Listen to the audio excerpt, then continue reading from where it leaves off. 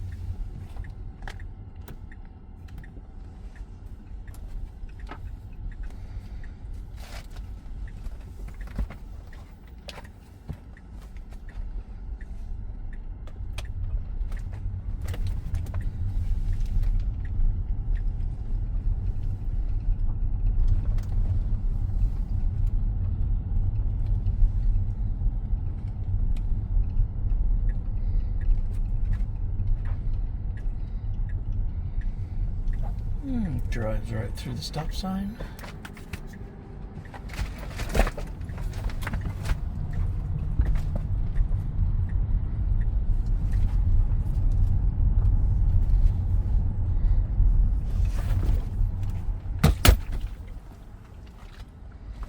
And it stops for that one.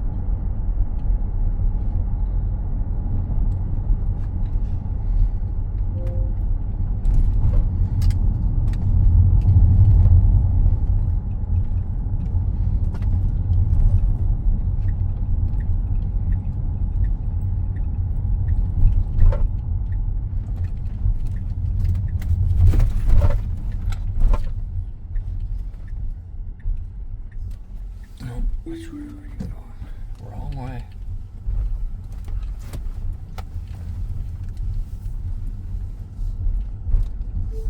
Wrong navigation.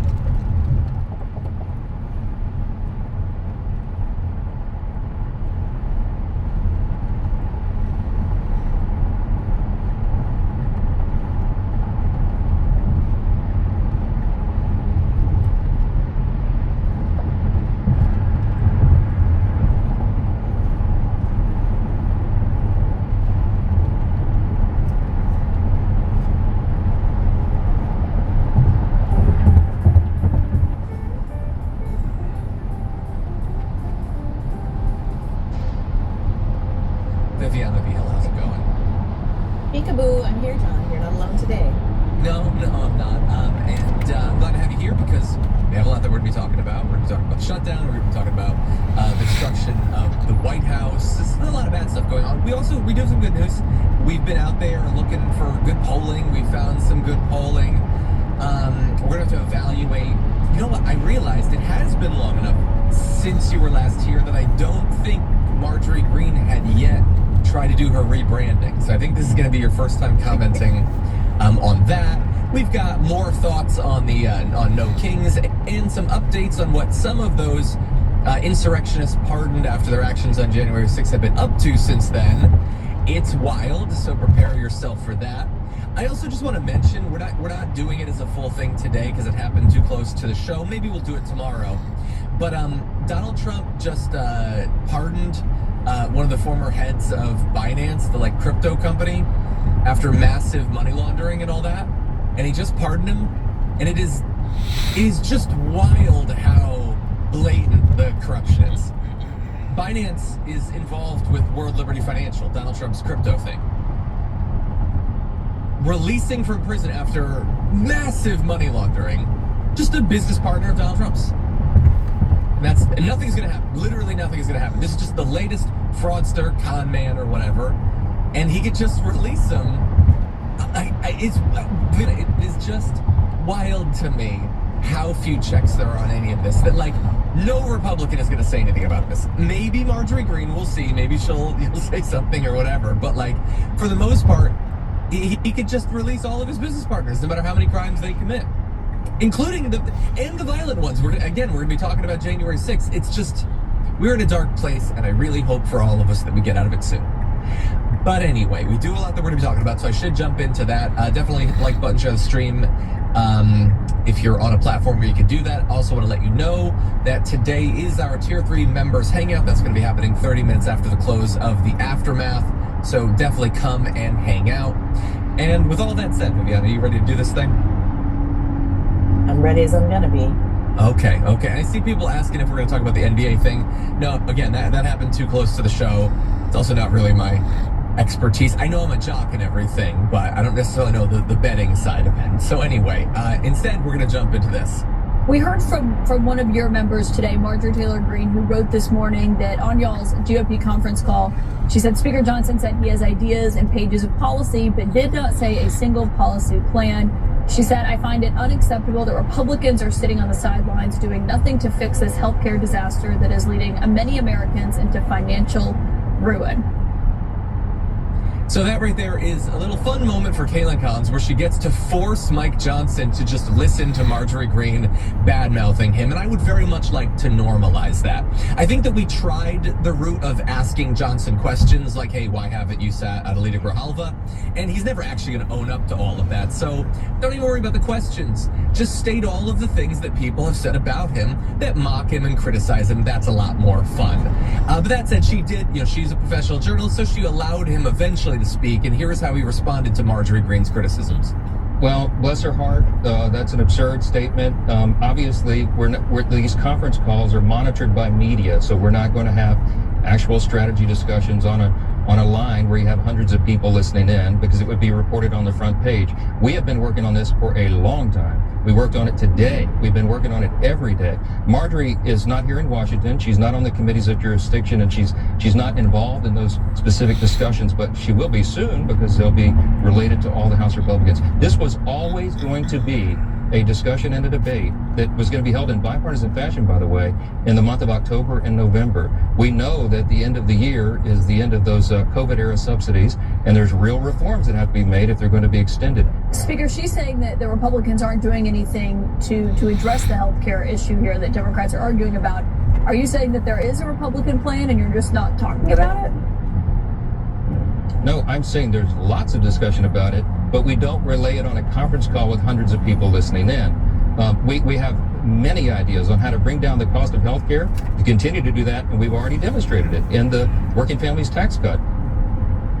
Yeah, you remember when they cut $1 trillion from Medicaid? That was their reform. When they say reform, that is what they mean. So when he says those subsidies are going to go away, and we need to deal with them, but we need to reform them, Hey, what do you think? Oh, I wonder if he means they're going to increase them. Oh, I can't wait to find out if they put more funding into it.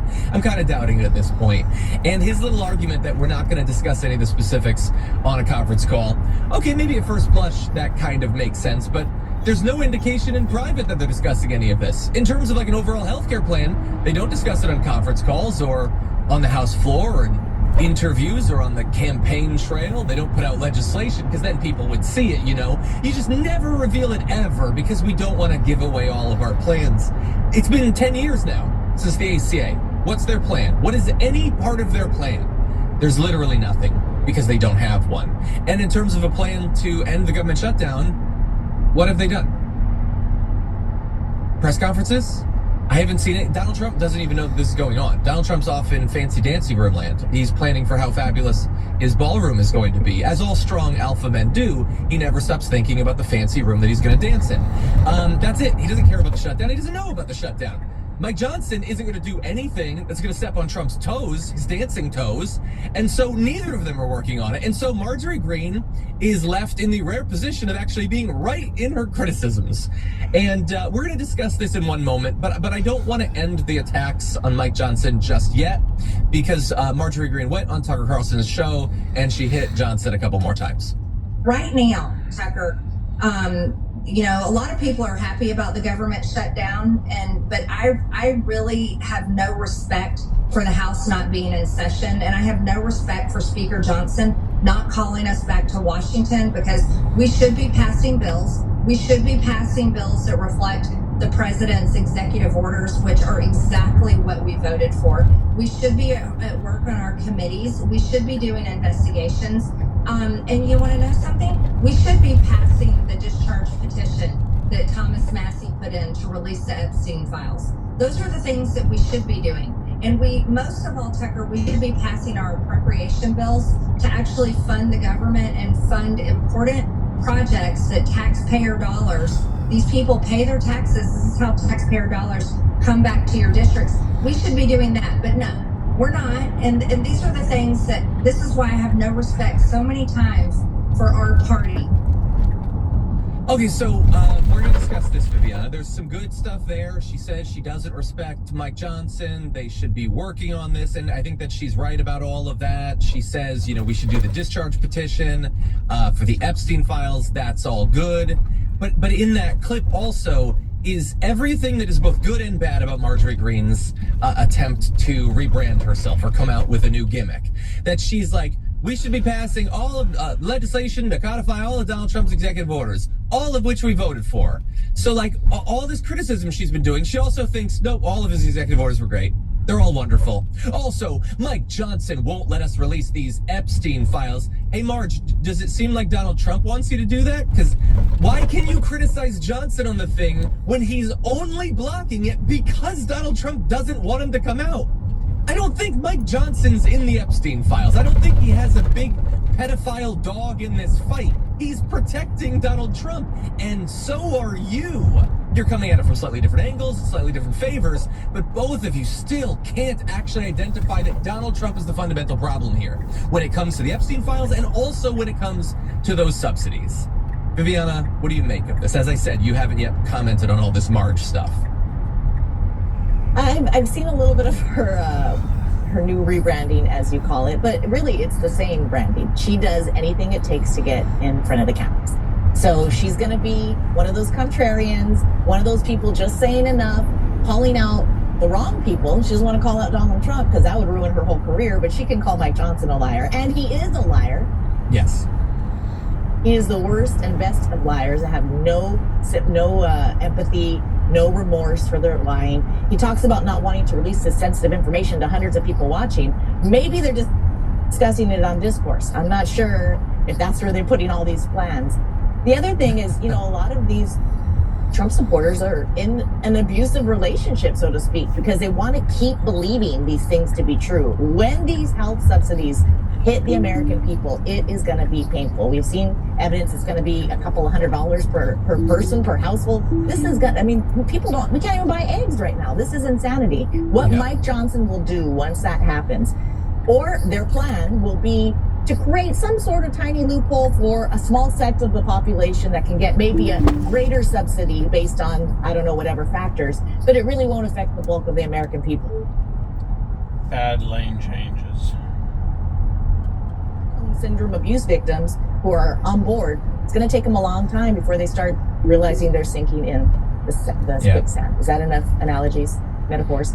I like a parfait of metaphors to add an extra metaphor to it. I agree with about the Stockholm syndrome. And to some extent, I think it's why Marge can't criticize them more. I think that it's started to develop inside of her some actual issues with Donald Trump, but it's still too dangerous to actually come out and say it. She's done more than most, but can't actually do that.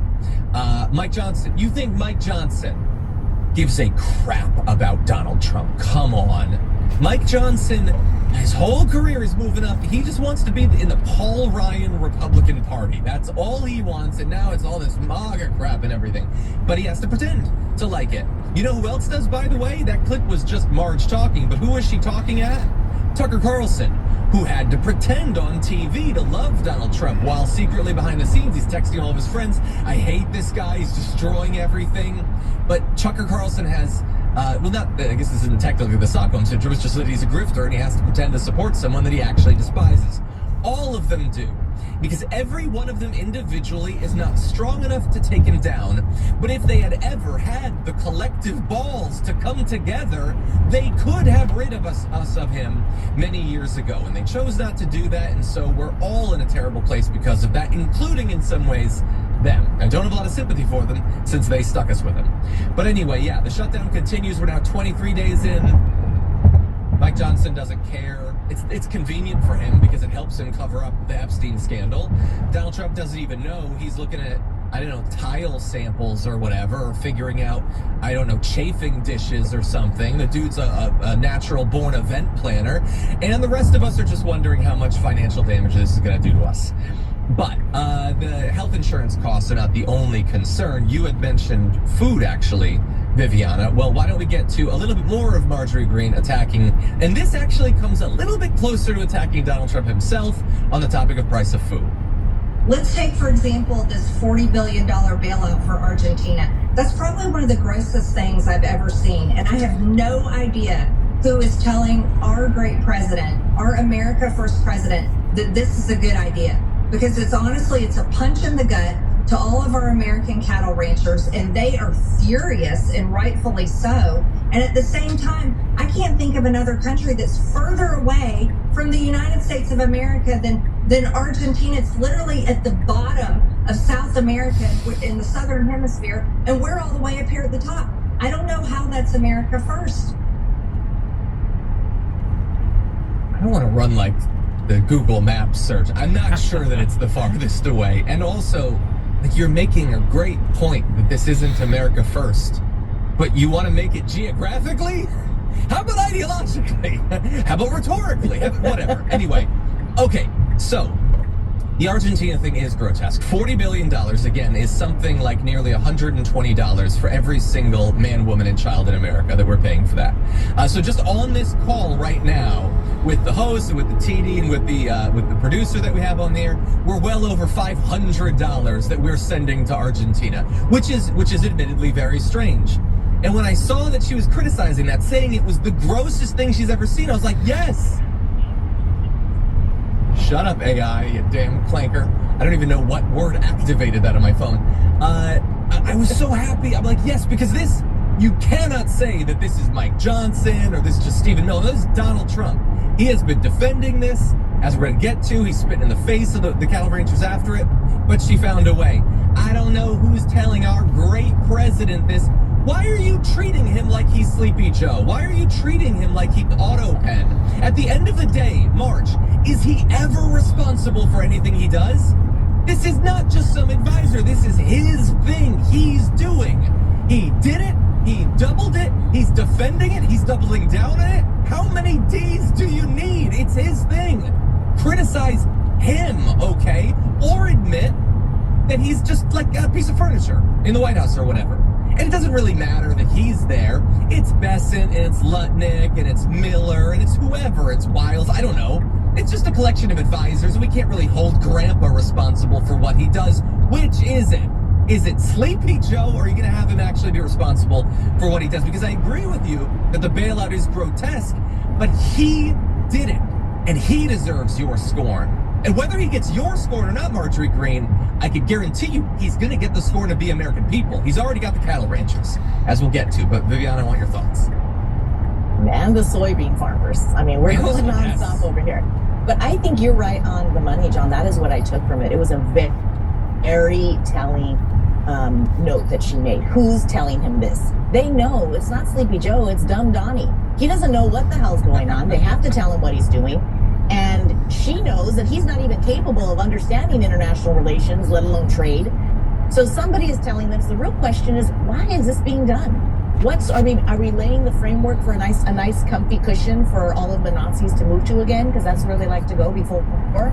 I don't know what this, I just married an Argentinian, John. I don't understand what the loyalty to Argentina is. It's insanity. And it's about time that he coughs up an excuse. Where's his cabinet talking about why this is important? What is this actually doing? Yeah, I mean, if I were him, I wouldn't want to talk about it that much publicly because I don't think it's going to make the administration look very good. We're going to give you some of the statements he's been making, and I think it bears out my point. I don't think it does. But yeah, no, I agree. I agree. This looks terrible. Look, we know what the actual allegiance is. It's partly ideological. They had their Trump of the South or whatever, who was supposed to come in and fix everything by effing over all of the poor in Argentina. And oh, oopsie doopsie, it didn't actually save the country instantly. And oh, oopsie doopsie, we need to be bailed out by another country. So it's partly that. More importantly, the reason they're bailing it out, though, is to protect donors in America that have massive investments in Argentina that would theoretically lose large amounts of money if the country were to fall. That's all it is. It's more corruption. We are subsidizing billionaire investments in Argentina. We don't have the investments. We can't afford to send money to buy stocks or companies or land or whatever, but they have, and so we are subsidizing the rich. This is a wealth transfer from regular Americans to Scott Bessent and a bunch of venture capital firms and a bunch of people who were sitting around Donald Trump at his inauguration. And Marjorie Greene, if you're paying attention, that should be a part of your criticism of this. It shouldn't just be that, like, it's way down on the bottom of the globe, which I will grant you, it is at the bottom of the globe, but he is paying off his donors because he's corrupt, and those are the only Americans that he actually cares about. Anyway, the ranchers are mad at him, and so we're going to end by acknowledging what they've been saying. One cattle owner says, he's an owner of a 200-year-old family cattle and crops farm in Indiana. Voted for Trump in 2024, by the way. Says, what frustrates me about this whole move is President Trump ran on an America First program. I don't see anything in it that puts America first. It's hypocritical. So he's angry about the America First thing, too. He doesn't acknowledge how far away Argentina is, but I still get his point, basically. One representative, a Republican, says, I've heard concerns from constituents. For now, this remains only a suggestion from President Trump. I mean, okay. See if that helps, I guess. Again, look, I'm not saying that, like, screwing over a bunch of cattle ranchers is going to turn America against Donald Trump. I would say the fact that he keeps screwing them over in a million different ways is going to do it. And this is just a great representation. He screws over the coal miners by rolling back the black lung and silica dust regulations and stuff like that. He's screwing over the cattle ranchers. Like, what is he going to, like, just walk up and down a line of a bunch of Harley riders kicking them in the nuts? Like, I don't know symbolically how he can screw over more Republican campaign commercial extras than he is already, Viviana. But anyway, let's go to one more statement from him. And so he's getting pushed back from the cattle ranchers. And this is what Donald Trump decides to post on social media. The cattle ranchers, who I love, don't understand that the only reason they're doing so well for the first time in decades is because I put tariffs on cattle coming into the United States, including a 50% tariff on Brazil. Again, for corrupt reasons and ideological reasons, but whatever. If it weren't for me, they would be doing just as they've done for the past 20 years. Terrible. It would be nice if they would understand that, but they also have to get their prices down because the consumer is a very big factor in my thinking also. So I hear what you're saying, cattle ranchers, but also you'd be failures if it wasn't for me. You owe all of your success to me. Bow down and acknowledge my tariffs are awesome. And also acknowledge that in that message he's saying you're doing well because I put tariffs on, which has driven up the price of cattle. So let's also admit that I am screwing over the people trying to buy the beef, by the way. But don't worry, I also care about them. So I'm going to force you to lower. So which is it? Like, who are you trying to help here? It feels like you're just taking turns screwing people over. And so as I'm sure you're familiar with, we're going to be buying apparently a bunch of Argentinian beef. We're quadrupling it to 80,000 metric tons, apparently, which sounds like a lot of cows. What do you think? It's not going to be just pissing off the cattle farmers. It's when it really hits the American public that they can't have McDonald's, even though a Big Mac is $10 right now. They're really not going to be able to get McDonald's, burgers, whatever they want. They're not going to. It's going to be a very austere diet for during the Great Depression, meat once a week, because we're not going to be able to afford it. And then that is when the American people are going to start getting fed up. But it's going to take a while, John. Yeah. I'm a vegetarian, so I'll last a bit longer. That is true. I don't know. Coffee prices may be going up. The tariffs affect the vegetables too in some cases. Anyway, with that said, I think that we should probably take our first break. There's a lot more we have to get to on the other side of this. Crackdown on the media as common sense. I will remind everyone, the media is there to get you information, for you to know what is going on in the Pentagon, and now you will not, because they don't want you to know what they're doing. Is that common sense? I mean, from their selfish point of view, I suppose they want to control the information. But if you want to know what your government that you pay for is doing, you now have less ability to do that because of Pete Hegseth. And he thought he was going to be slick, and he was going to get all the media to sign on to this policy that effectively all they can do is report the propaganda that's handed to them. And they said no, they called his bluff and they left. Well, that looks really bad for them. They thought they'd have the media and they could just hand them their press releases, and it didn't work out that way. But don't worry, they've come up with a replacement, okay?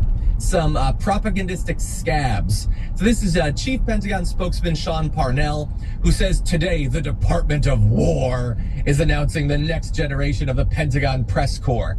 They have over 60 journalists representing a broad spectrum of new media outlets and independent journalists. Okay, so forget all that other nonsense. It's all propaganda anyway, including the Department of War. But don't worry, they got 60 people, broad swath. We don't need all those actual media outlets with their trained journalists and their ethics and all that. We've got these 60 journalists. And you know what big stars they've managed to snag from such illustrious media outlets? That they didn't even mention any of them. It wasn't worth saying any of their names because you probably wouldn't know who they are. But we did find out from a reporter from CNN, Natasha Bertrand. She said it includes Gateway Pundit, Turning Point USA, and Lindell TV, because they announced it. The Pentagon doesn't want to say those names because it would be embarrassing, but Lindell TV has announced it, so that's how we found out. So that's the broad swath of the media, from like your Comet Pizza propagandists all the way over to your Big Lie and replacement. It's all the same thing, basically. It's right-wing MAGA media. And if I had found out, Viviana, that they were going to be in the Pentagon, I would have already assumed they're not going to say anything that could be harmful to the administration. But now they've also signed an agreement saying they will only report what they're told to report. So this is like an absolute joke. I'm glad for Mike Lindell. He's needed some good news. It's been a rough run for him, but what do you make of this? I mean, it's the playbook for authoritarianism. You know, if you discredit the media, you take out the teeth of journalists. I mean, they're meant to wander around the Pentagon, and how dare they want to get facts and stories and, release that to the public. And the implication that these journalists were just wandering in off the street and not vetted and not part of major journalistic, respected organizations is laughable. And then to create this sort of, we just want it to be normal and have them sign a loyalty test and have them do only what we say. That's just normal, right? It's absolutely bonkers. And I guess if you want keep your secrets kept, what a better way to do it than stuff it under a MyPillow? Exactly. Totally. And look, we were talking earlier, we were trying to press the administration to legalize comedy by stop taking like late night show hosts off the air. Now we have to say also legalize journalism. Like, What are you scared of? Pete Hegseth, and I'll end on this. Pete Hegseth was like, forever, they could just walk around. Yeah, and what?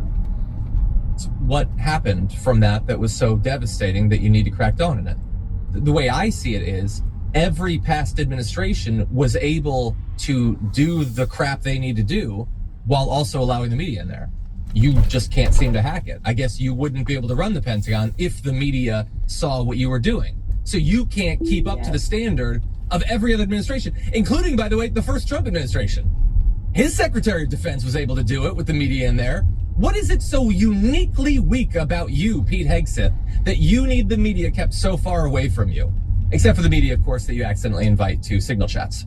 But anyway, I want to apologize a little bit as we end this segment. I've been pretty critical of these media outlets that are going to be at the Pentagon, and implying that they're not going to ask any hard-hitting questions. I think for Lindell TV, we actually have some examples of their previous hard-hitting journalism. So many Americans still have questions about the 2020 election. And speaking of rogue judges, would you consider appointing somebody at DOJ maybe to investigate the judges that allowed for the political persecution of you, your family, and your supporters during the Biden administration? I love you. Who are you? Juan Power from Lindell TV. Well, it's just a very nice question.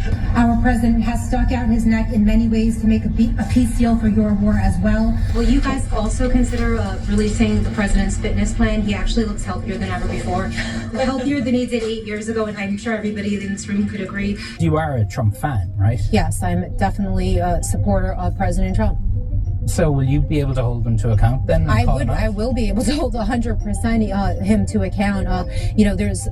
I'm sure things that will happen that I disagree with, and I have said plenty of times, on the record when I disagreed with his decisions. Is there anything so far in this administration you've disagreed with? I'm not gonna, let me put some thought into that for a second. I'm just overwhelmed with how well I perceive things to be going. I'm sure they're going to do a bang up job in the Pentagon. Anyway, with that said, we have a little bit more on the Department of Defense and what they're up to. So let's talk about some of their campaigns down south, starting with this. Legal authority if they do come. Yes, we do. We have legal authority. We're allowed to do that. And if we do by land, we may go back to Congress. But we have, this is a national security problem. They killed 300,000 people last year. These drugs coming in. They killed 300,000 Americans last year, and that gives you legal authority. We have a national security, really, I will say this, when you look at the people we're dealing with, and we know them, we know the people coming in, we know the boats, we know everything else, we're allowed to do it. It's in international waters. Yeah, every bit of that was an absolute lie, as more and more of these ships have been blown up that they don't appear to know anything about, and they've maybe killed some actual drug smugglers, they've evidently killed some fishermen. They're just extrajudiciarily executing people in the high seas. That's all it is. They're releasing no information. They've released, what is the legal authority? Well, because they killed 300,000. First of all, no, they didn't. You just made that up. You pulled it out of your ass. That's all it is. And even if you did, that does not mean